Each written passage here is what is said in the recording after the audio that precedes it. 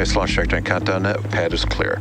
10, 9, 8. Launch auto sequence has started. 6, 5, 4, 3, 2, 1. Go for launch.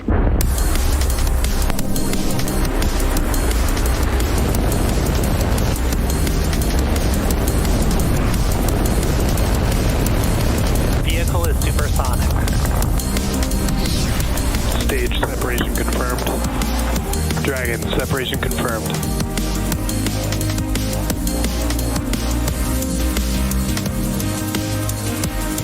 Stage 1 is transonic. Landing legs have deployed. And Falcon 9 has landed.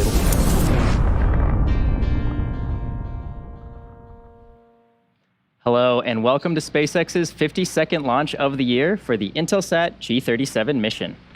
My name is Atticus Federa, and I'm a propulsion engineer here at SpaceX headquarters in Hawthorne, California. The Falcon 9 rocket on screen is vertical at Space Launch Complex 40 in Florida, and we are awaiting liftoff at 1 a.m. Eastern Time from Florida. As you may have guessed by the mission name, our customer for today's launch is Intelsat. Today's launch is the 8th Intelsat launch in 10 months, and it's the 40th anniversary of the first Galaxy satellite, which was launched back in June of 1983.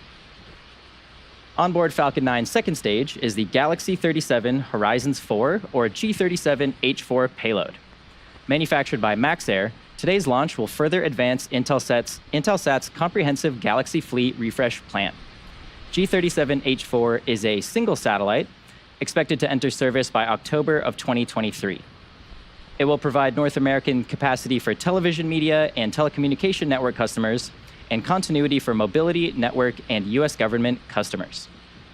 It will be owned jointly by Intelsat and JSAT International, which is the U.S.-owned subsidiary of SkyPerfect JSAT Corporation. And with that, here's a little more on Intelsat and their payload. Intelsat began by defining and delivering solutions that shape the way we connect to one another. As the foundational architects of satellite technology, we are still at the forefront, exceeding expectations for network speeds and reliability and ensuring frictionless access wherever the need may be. Today, Intelsat is the partner of visionaries who accept no limits. Industry leaders, government forces, and entire communities turn to Intelsat to help them achieve their next firsts. Many of the innovative firsts have been delivered by Galaxy satellites. This summer marks the 40th anniversary of the start of the Galaxy constellation. Intelsat and its legacy companies have delivered 4 decades of reliable satellite service around the globe, thanks to the Galaxy satellites.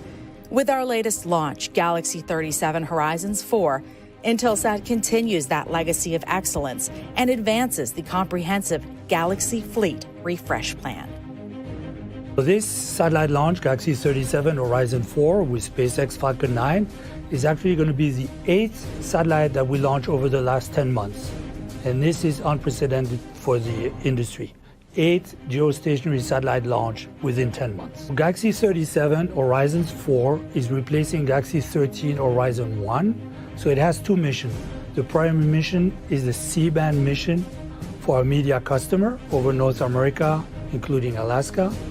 The secondary mission is a Ku-band mission that's covering our mobility and network customer, also North America, but in addition, the Pacific Ocean. That Ku-band mission is actually a joint venture between Intelsat and JSAT. The H4 Ku-band payload will provide continuity for our mobility, network, and U.S. government customers and will be owned jointly by Intelsat and JSAT International, the U.S.-owned subsidiary of SkyPerfect JSAT Corp. The relationship between Intelsat and JSAT is a very, very important. We, JSAT, mainly our customer is very domestic.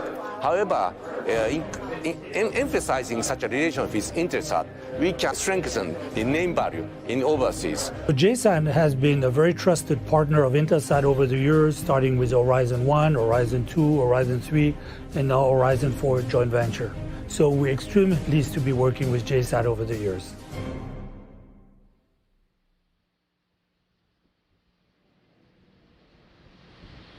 The Falcon 9 vehicle that you see on the pad is a 2-stage rocket designed and manufactured by SpaceX. Standing at 229 feet tall, the Falcon 9 is about 40 feet taller than the Leaning Tower of Pisa in Italy. And for all you Star Wars fans out there, Falcon 9 was named after the Millennium Falcon from Star Wars. The number 9 indicates the number of Merlin 1D engines on the first stage, which makes up the bottom 2/3 of the vehicle. Speaking of the first stage, its objective is to accelerate the vehicle through the Earth's atmosphere to space and then separate from the rest of the rocket. The first stage, also referred to as the booster, is flying for the 6th time today. It previously supported Crew 5, GPS-3 Space Vehicle 6, Inmarsat I6-F2, CRS-28, and a past Starlink mission. And we will attempt to recover this booster again on our drone ship. Just read the instructions, which you see there on your screen now. And if successful, this will mark our 213th landing of an orbital-class rocket, and that includes both Falcon 9 and Falcon Heavy vehicles. Moving up above the first stage is the second stage, which has a single Merlin vacuum, or MVAC, engine that ignites after the two stages separate from one another. The second stage is what will carry the Galaxy 37 Horizons 4 satellite into orbit. And speaking of the payload, it's currently safely enclosed inside of that 17-foot diameter payload fairing, which is that large barrel structure with the pointed nose at the very top of the rocket. Made of a carbon composite material, the fairing protects the payload from aerothermal heating and contamination on its trip to space before being jettisoned about 3 minutes into flight. And much like the first stage, the fairing halves on today's flight are flight-proven. One half is flying for the 8th time today, and the other half is flying for its 10th time. After separation, the fairing halves will return to Earth to be recovered by our recovery vessel, Bob. And lastly, that large truss structure you see next to the Falcon 9 is the Transporter Erector, or the TE. We use it to roll the rocket out to the pad and raise it to its vertical launch position. The TE also routes the vehicle's fluids, power, and telemetry umbilicals from the ground systems to the rocket and the satellites until F9 goes on internal power and clears the pad. And under 5 minutes prior to liftoff, the TE will retract away from the rocket in preparation for liftoff. And from there, we'll be well on our way to delivering the Galaxy 37 Horizons 4 to GTO, or Geostationary Transfer Orbit.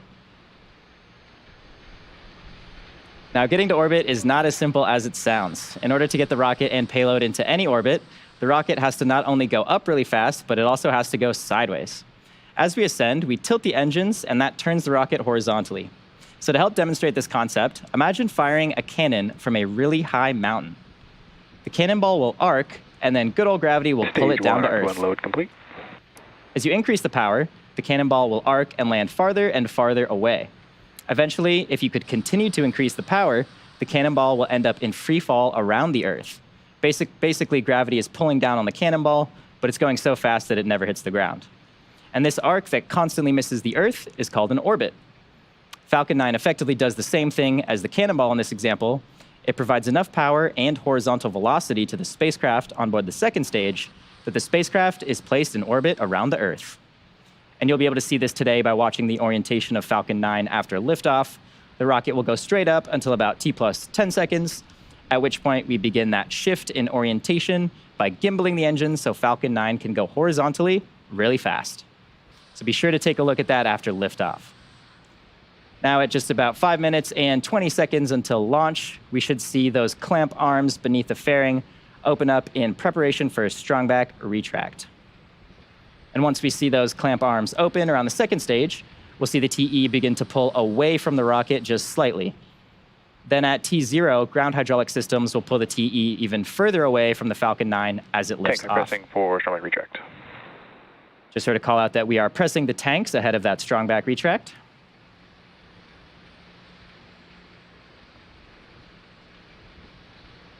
Those clamp arms should start to open in just around 30 seconds or so.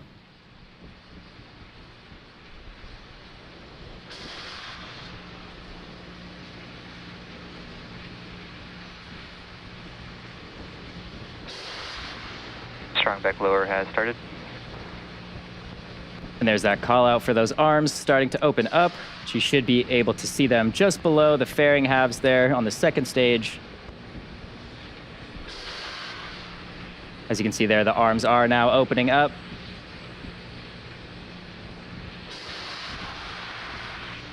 And again, once those arms open up, the strongback will retract away from the rocket. At this point in the countdown, both the first and the second stages are nearly fully loaded with 1 million pounds of kerosene fuel and liquid oxygen. Falcon 9 uses two propellants, a refined form of kerosene called RP1, or Rocket Propellant 1, as a fuel, and LOX, or liquid oxygen, as an oxidizer. An oxidizer is a type of chemical that a fuel requires in order to burn. The liquid oxygen is chilled below its boiling point so that it has a much greater amount of mass per volume, and that's basically so we can load more of it into the rocket. In addition to these two propellants, we also use the chemical TTEB, or triethyl aluminum and triethyl borane, as an ignition source. The combustion of RP1 and LOX is what makes the rocket go, and it's the TTEB that sets the match to the propellant mix.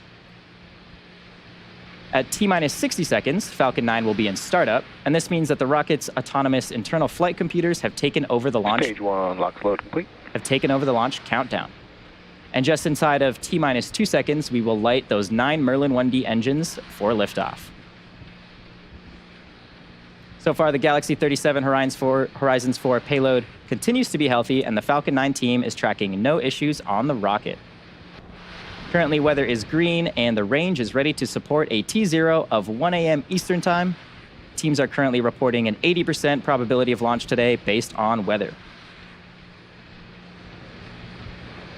Now, coming up next in around 30 seconds, we should hear a call out for second stage LOX load completion, and that will end the propellant loading process.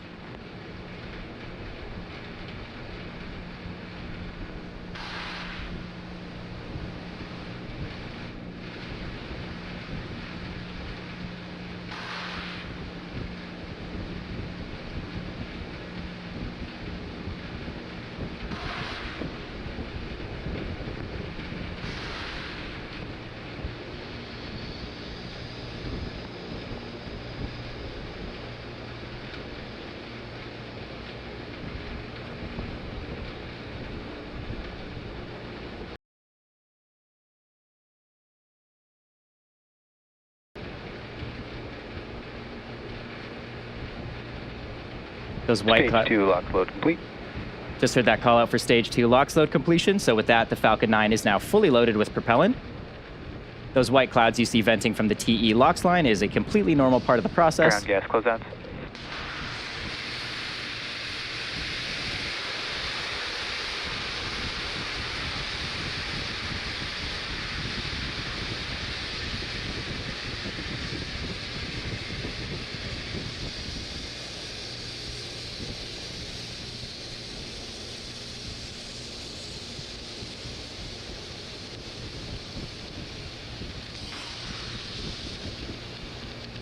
Falcon 9 is in startup. As we just heard, Falcon 9 is in startup, which means the vehicle's internal flight computers have now taken over control of the launch countdown.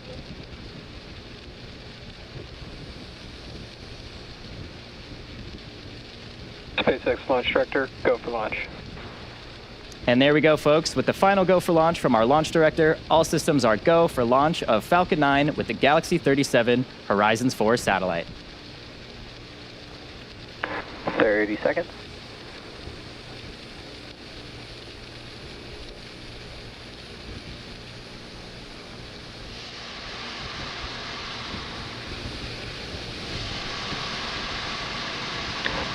Seconds. T-minus 10, 9, 8, 7, 6, 5, 4, 3, 2, 1. Ignition and liftoff for Falcon 9. Go Falcon, go Galaxy 37.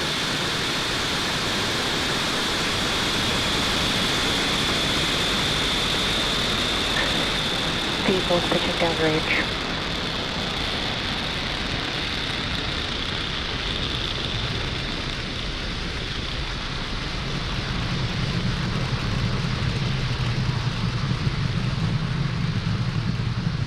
T plus 30 seconds into flight, Falcon 9 has successfully lifted off from Pad 40 at Cape Canaveral Space Force Station. During ascent, we'll tilt the engines in a technical term called gimbaling, and that will turn the rocket horizontally in what we call a gravity turn. Nominal power and telemetry. Now we're still going up, but we're also heading horizontally away from the launch pad. And the rocket typically needs to go about 17,500 miles per hour horizontally in order to avoid being pulled back down to Earth and reach orbit, Falcon 9 is supersonic. just like that cannonball I mentioned earlier in the webcast. Now coming up, we should throttle down the Merlin 1D engines in preparation for max Q, or maximum aerodynamic pressure. Max Q. And there's that call out. We did just pass through the point of max Q. And now we have 3 events coming up in quick succession, starting with MECO, Stage SEP, and SES-1. Main engine cutoff, or MECO, is the point during the flight where we shut down those 9 Merlin 1D engines on the first stage. Shortly after that, stages 1 and 2 will separate from each other, and that's so that the second stage isn't carrying unnecessary mass to orbit, and of course, the first stage booster begins its trip back down to Earth.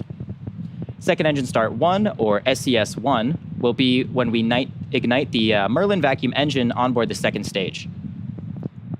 Nominal trajectory. So we're coming up on those events in around 40 seconds, so let's keep a close eye on our screen for those events.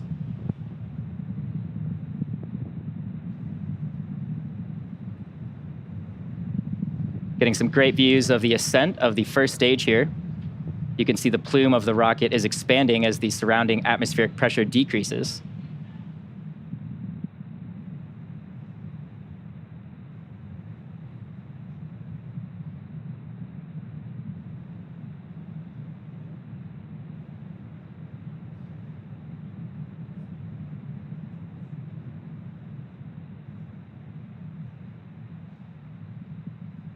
MECO. Stage separation confirmed.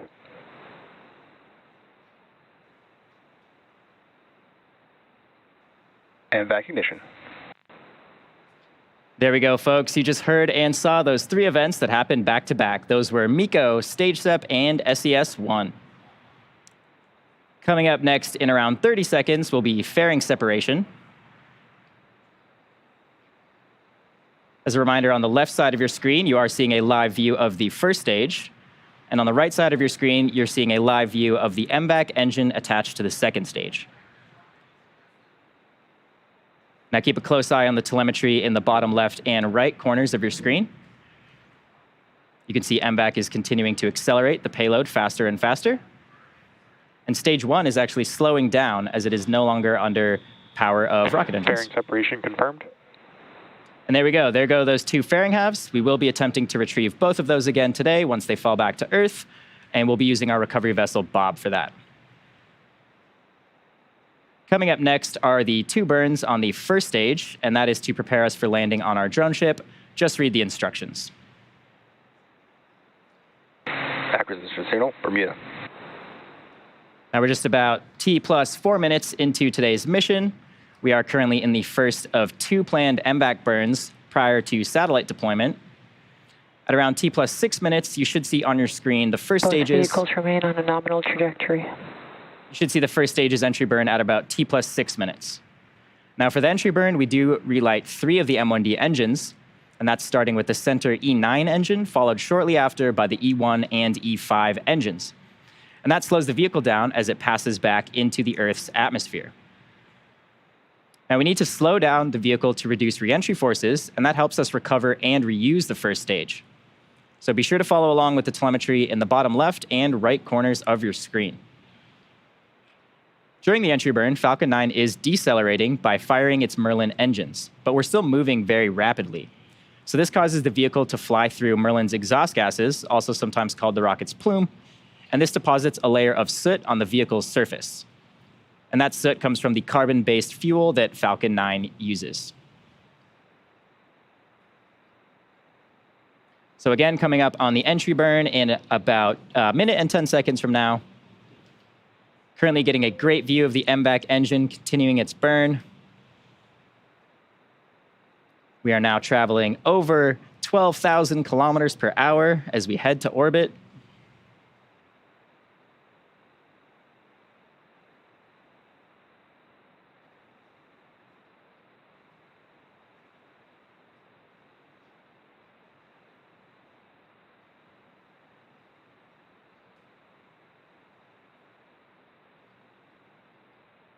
You can see that beautiful orange glow of the MVAC nozzle extension. That's one of the methods that the nozzle uses to cool itself during burn.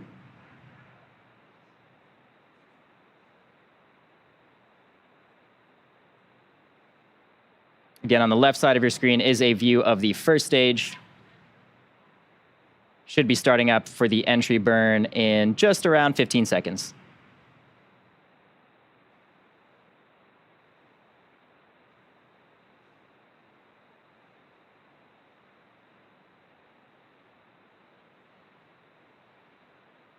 Stage 1 entry burn startup. Stage 1 FTS is saved. And there's that call out. We did just start up engines 1, 5, and 9 for the entry burn. This burn is around 20 seconds in total. You can see in the telemetry in the bottom left side of your screen that the vehicle is slowing down rapidly now. Stage 1 entry burn shutdown. And there we go. Just had confirmation of stage 1 entry burn shutdown. As a reminder, the first stage that's supporting today's mission will perform the entry burn for the 6th time. It has previously supported Crew 5, GPS-3 Space Vehicle 6, Inmarsat I6-F2, CRS-28, and a past Starlink mission.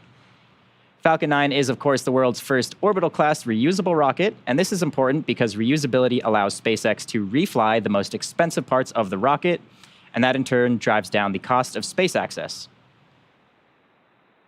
Next milestone coming up is the shutdown of the MVAC engine on the 2nd stage, and that'll be followed quickly by our landing burn on the 1st stage. So we do have about 30 more seconds. Terminal guidance. 30 more seconds in the first burn of MVAC. As you can see now, we are traveling over 23,000 kilometers per hour. Stage 1 transonic.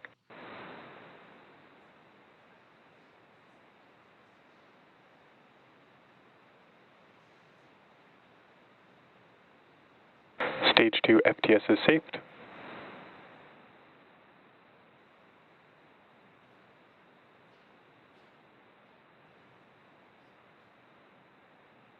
Stage 1 landing burn.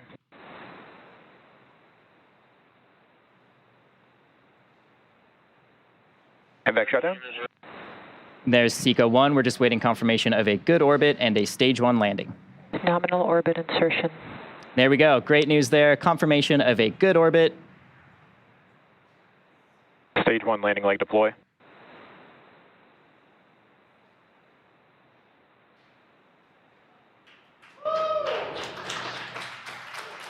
Stage 1 landing confirmed. There you have it, folks. Expected losses, Cape. That landing marked SpaceX's 213th recovery of an orbital-class rocket, and that includes first stage landings for Falcon 9 and Falcon Heavy missions. Now, the mission isn't over just yet. The 2nd stage is now embarking on its first coast phase. After this coast phase, we will light that MVAC engine for a 2nd time around the T plus 26-minute mark. So we'll see you back here in about 17 minutes.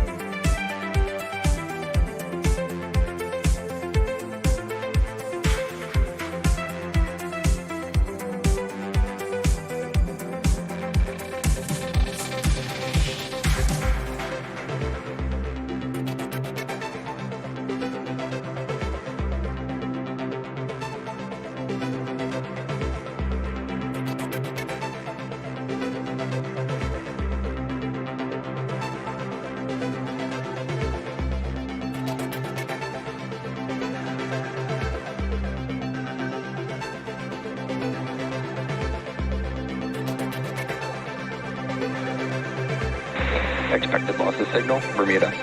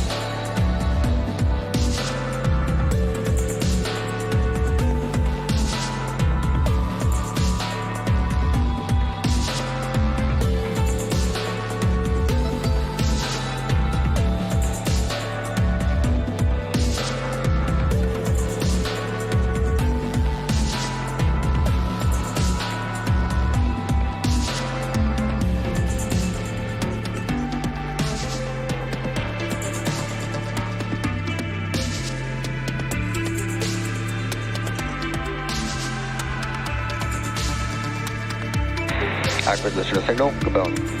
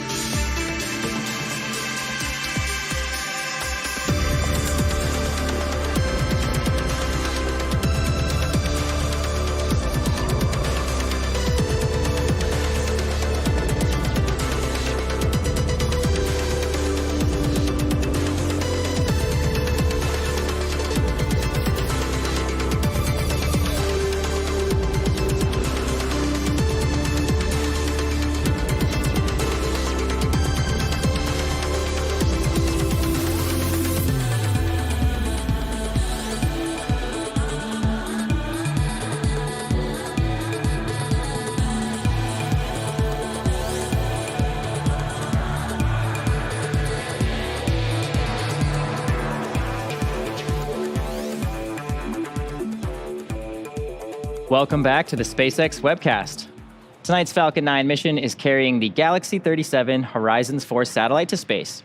We've had a nominal mission so far. Falcon 9 launched on time at 1 o'clock a.m. Eastern Time from Space Launch Complex 40. We did have a successful main engine cutoff, stage separation, first burn of the MVAC engine, and we did successfully land on our drone ship. Just read the instructions. The second burn of the MVAC engine is starting in around 20 seconds from now. This burn should last just about a minute.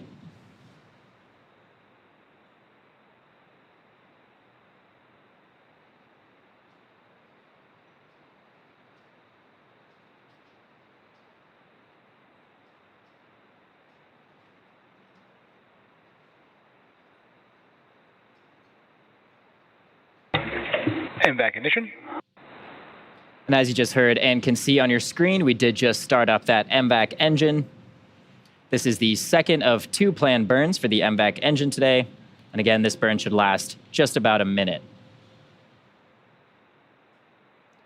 Now, today's mission is what we call a GTO, or geostationary transfer orbit. The current burn is putting the high end of the orbit at an altitude of about 35,000 kilometers or 22,000 miles. And the spacecraft will do the rest of the work to put the other side of the orbit at the same altitude. And at that point, it'll be in a geostationary orbit.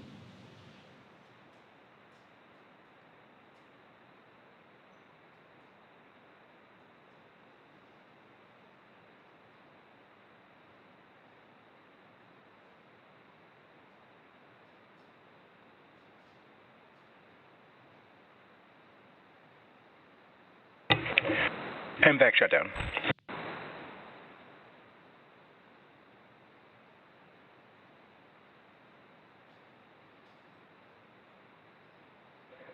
Nominal payload insertion orbit.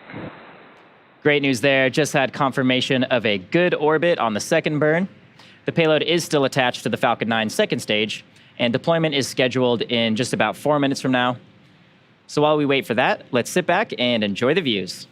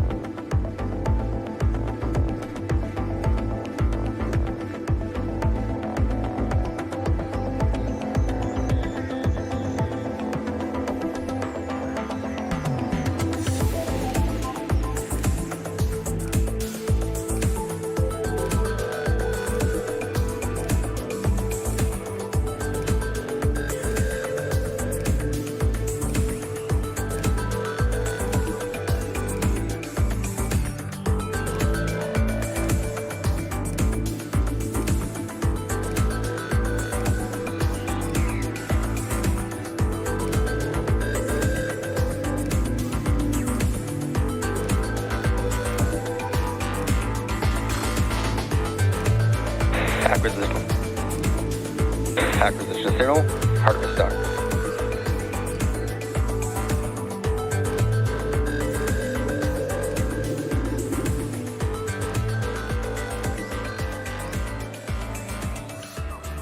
If you're just joining us, welcome to the webcast for the Intelsat Galaxy-37 mission.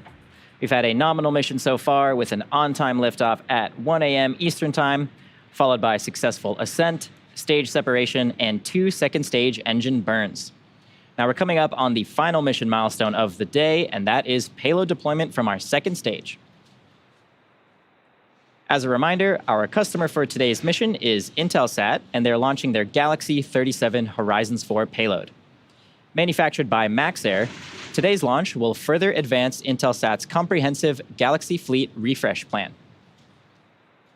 And expected to enter service by October of 2023, G-37H4 is a single satellite that will provide North American capacity for television media and telecommunication network customers and continuity for mobility, network, and U.S. government customers. And it will be jointly owned by Intelsat and JSAT International, which is the U.S.-owned subsidiary of SkyPerfect JSAT Corporation. Now we're just coming up on payload deploy in around 20 seconds.